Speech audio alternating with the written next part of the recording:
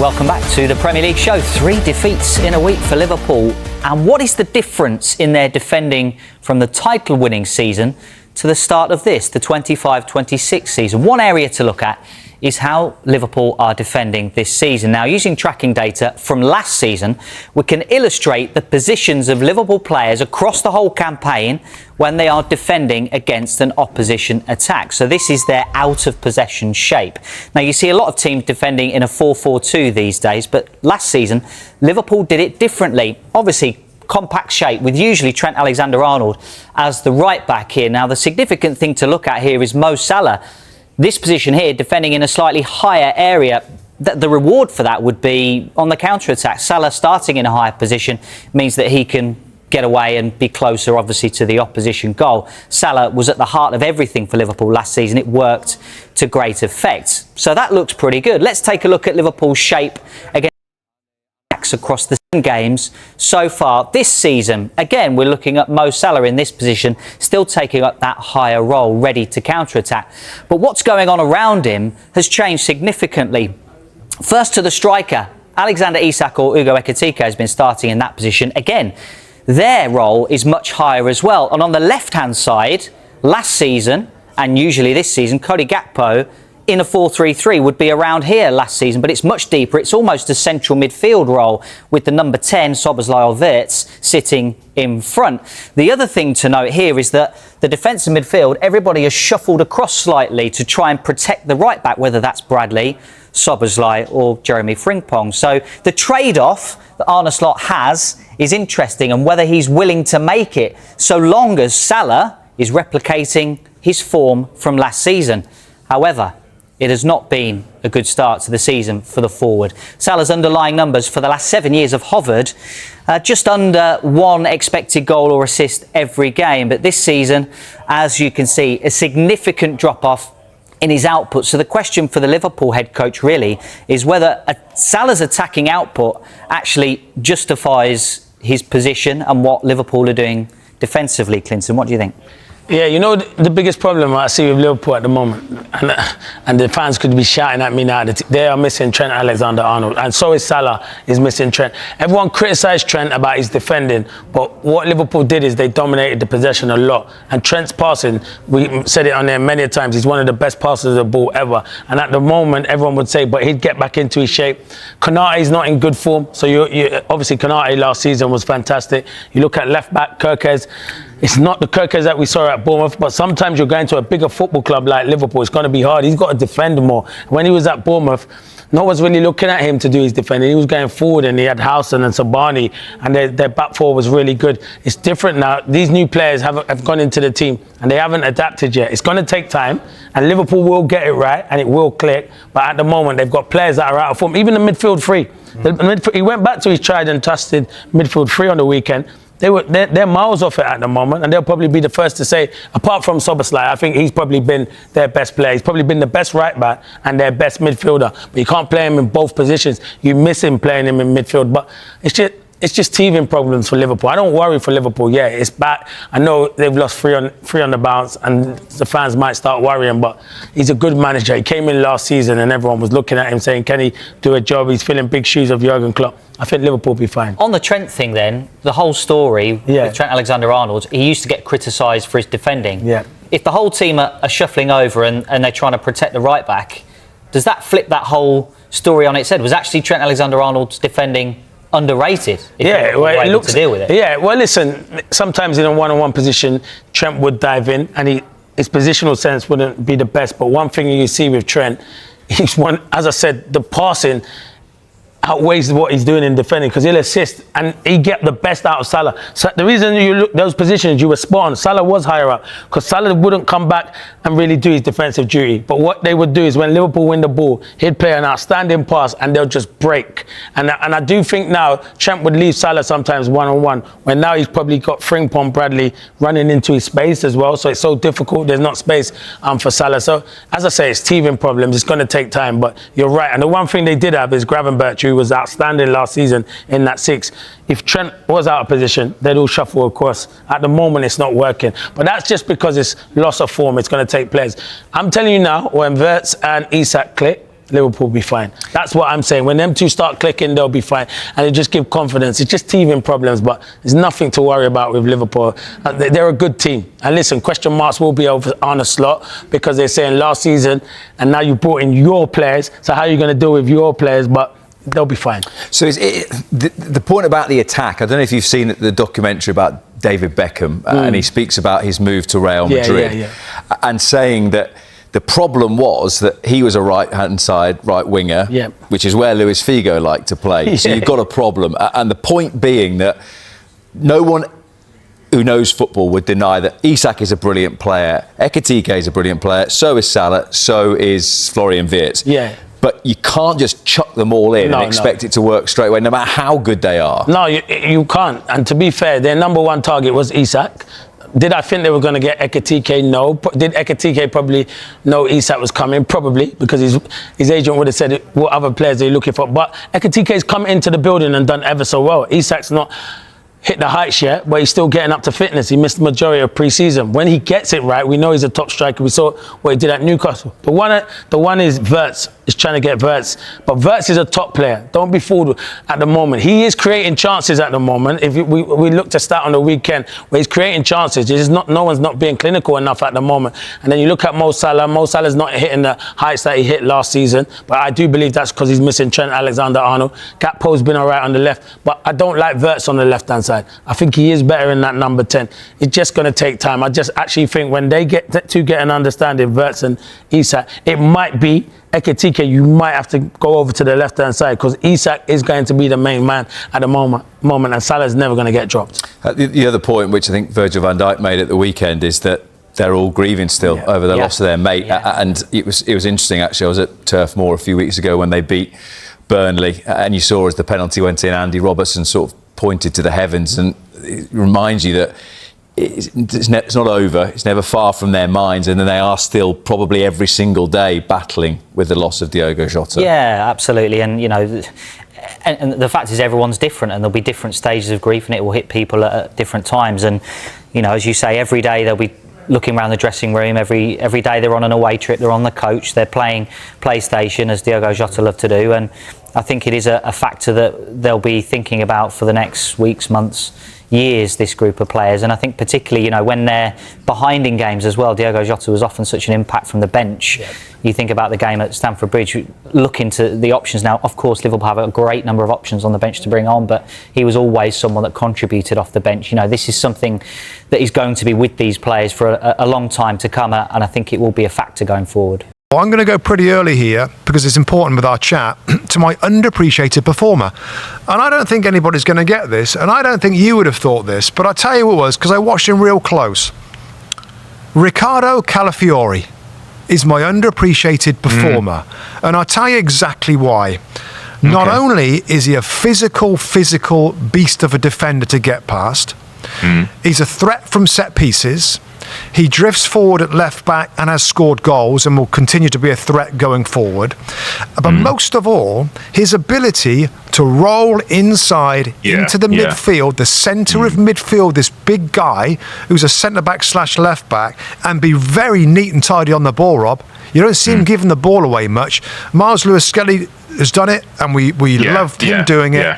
Calafiori can do it equally as well, Rob, and he's got the physicality and the threat from set pieces and the strength defensively that Lewis Skelly hasn't got. So I just think, I don't know whether Arsenal, I'm sure they do, I'm sure the manager does, realise what a kind of a player he is, Rob, that can do a bit of everything. And you might scratch your head earlier to say, why is Calafiori playing? He's good, but Miles Lewis-Skelly looks so good. I'm telling you, you're seeing it week in, week out. He can do it all. And when I saw him twinkle toes in midfield, keeping possession, plays alongside Declan Rice, allows the other two to get forward, Eze and Odegaard. There's that back, the square box in midfield that he can bring. I mean, well, the thing with him, Rob, to your point, the thing with him, he turns up. I saw him one time. He was like right side, not right wing, but inside right, and playing give and goes. He's a proper footballer. He's a proper footballer. Surprised me a little bit. I absolutely agree with the shout. I think it's a great shout. I mean, the other thing is he looks like an Adonis. I mean, he struts around the place like he, you know, and he's got that. He's got the bill. He's got the hair flowing from. He can play. He can play as. I mean, he'd push David Ginola on the hair front. He could play as a third centre back if need be, Rob. When they have to go that way, he falls in, which he does for the Italian team. I think it's a brilliant shout. I think he's taking the level, you know, Miles Lewis-Skelly's now's got to raise his level another level to play, but I think you get a different type of defender, and I think that's important for Arsenal to have. You know, we're talking Zinchenko and Tierney were the two before them. It's a very different level and competition we're talking now. Very different. You know, Mikel Arteta's talked about how Calafiori upsets opposition when he rolls in, when he goes a bit higher, when sometimes he goes as a left winger and Trossard comes in. I mean, all those elements to his game. And it's really funny, Rob, that you pick him because he was on my thought. And you know who else was on my thought who was very close to being my under pressure? Timber. Who's the other one? Jurrien Timber, my friend. How good is he? How good is he? In an era where I've talked about fullbacks become so important, not only with your possession, but the defending, the rolling in, the roles that they have now. Strong, isn't he? Oh, mate. He's got to get a new... They talk about a new extended contract. Yeah. I can absolutely see why. I mean, we used to think Ben White was a player back there and could play. I mean, Jurrien Timber's like next level again, which is where... You know, the depth is so. No, it's a great shout. The Arsenal fullbacks and certainly Calafiori. I am absolutely 100% behind that one. It's a great call. It's a great. William Saliba opens up on Arsenal frustrations and his mission to win trophies. William Saliba has officially committed his long-term future to Arsenal, signing a new 5-year contract and turning down interest from European giants like Real Madrid. But for the French defender, this decision wasn't just about loyalty. It was about unfinished business. Speaking candidly about his journey so far with the Gunners, Saliba made it clear he's not satisfied yet. Despite his rising status as one of the Premier League's top centre-backs, he hasn't lifted the kind of silverware that truly defines a legacy. He, Trent Alexander-Arnold, won some titles with Liverpool, Saliba said, when asked why he stayed at Arsenal despite Real Madrid's interest. Me? I haven't won anything here yet, just the Community Shield. That's not enough. I haven't done anything to feel like I should leave. I want to win trophies here. A lot of them. This level of honesty is rare and refreshing. Saliba's hunger reflects the mood of the squad and the expectations of the fans. And it's a mindset that manager Mikel Arteta deeply values. It's great news for the club, Arteta said of the contract extension. Willie deserves this. His impact on the team has been phenomenal. We're building something special, and he's a key part of that foundation. Saliba also confirmed he's now fully recovered from the ankle injury that briefly interrupted his season. As Arsenal prepares for their Champions League clash against Olympiacos, he's clear about what needs to happen next. The club's long trophy drought has to end. I've been here for 3 years, and every time we finish second, it stings, he admitted. You go on vacation, but you're not really celebrating. You're thinking about what could have been. It doesn't feel right. Saliba's frustration isn't only about missed trophies. His path to becoming a starter at Arsenal wasn't smooth. After signing from Saint-Étienne in 2019, he spent the better part of 2 years on loan, including a spell at Nice that, at the time, left him questioning everything.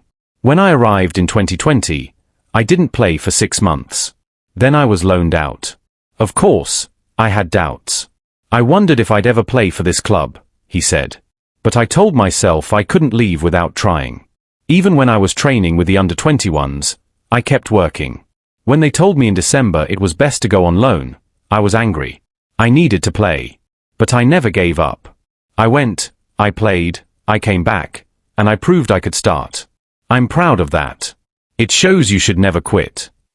That resilience, the refusal to walk away even when the odds were stacked against him, has shaped the player and the man Saliba is today. It's also what makes his connection to the club feel so personal. His love for Arsenal started long before he ever wore the shirt. Growing up in France, it was Thierry Henry, a club legend and Saliba's childhood hero, who made Arsenal feel like home, even from afar. My first Arsenal jersey had Henry on the back, he recalled. He was incredible to watch. Being French and seeing someone like him at a club like Arsenal, it inspired me. I was young, but I remember watching clips, especially that Champions League final in 2006 against Barcelona. That stayed with me. Now, Saliba isn't just wearing the same colours as his idol, he's trying to carry on that legacy. His admiration for Henry became motivation. His loyalty to Arsenal is about more than a contract. It's about identity, pride, and ambition. Despite heavy links to top European clubs, including Real Madrid, Saliba insists he never seriously considered leaving. To be honest, I wasn't really focused on the outside interest, he said. I was focused on staying here. I knew I wanted to be part of this project for years to come. So I'm happy. I'm proud to sign a new contract and keep going. And he's not the only one feeling the pressure to deliver. Mikel Arteta knows that expectations have changed. From the moment I took the job, I knew I wanted to win big trophies here, Arteta said. That's the standard. That's the ambition. No one needs to remind us of that. It's what we expect from ourselves. Excuses have never been part of my mindset. As Arsenal prepares for another shot at glory, both domestically and in Europe, Saliba stands at the heart of it all, stronger, more determined, and more connected than ever to the club he now proudly calls home. Saliba's commitment arrives at a crucial time for Arsenal. After back-to-back seasons of falling just short in the Premier League title race, the pressure to finally convert progress into silverware is at an all-time high. His decision to stay signals not just belief in the project, but also a call for accountability, both from himself and his teammates. Inside the dressing room, his words have reportedly resonated. According to sources close to the squad, Saliba has emerged as a growing leader, not just through his performances, but in how he's approached the off-season, rehab, and now the new campaign. For a player still only 24 years old, it's a sign of maturity and ambition. The timing of his comments, ahead of a critical Champions League group stage opener, only heightens their impact. Arsenal's return to Europe's top competition last season ended in disappointment, exiting in the quarter-finals. Now, with a more seasoned squad and a stronger defensive core, there's an expectation that they'll go further. For Saliba, that means not only defending with discipline, but setting a tone of seriousness and hunger from the backline forward. Outside the club, his decision to reject Real Madrid has stirred conversation in both England and Spain. Some pundits have framed it as a rare example of a top young talent turning down the allure of Madrid in favour of loyalty and unfinished work. Others see it as a signal that Arsenal, once again, is a destination club, capable of retaining elite talent in their prime, not just developing it. That kind of perception shift matters, particularly as the Gunners continue to compete for high-profile signings and work to maintain the progress made under Mikel Arteta. In many ways, Saliba's choice reinforces the club's vision, a young, competitive core built for sustained success, not short-term fixes. Still, questions remain. Can Arsenal handle the pressure of being favourites? Can they manage the physical and mental demands of chasing a title across multiple fronts? And how much longer will players like Saliba remain patient if the club doesn't deliver the trophies they now publicly crave? For Saliba, at least, the answer is simple. He's staying because he believes it can happen, and that it should happen. I came back, and I've started almost every game since. I've seen the growth of this team up close. I know what we're capable of, he said. But we have to prove it. Talking isn't enough. As the season unfolds, all eyes will be on how Saliba and Arsenal respond to that challenge. For now, though, the message is clear. The club's defensive anchor is not just here to stay, he's here to win.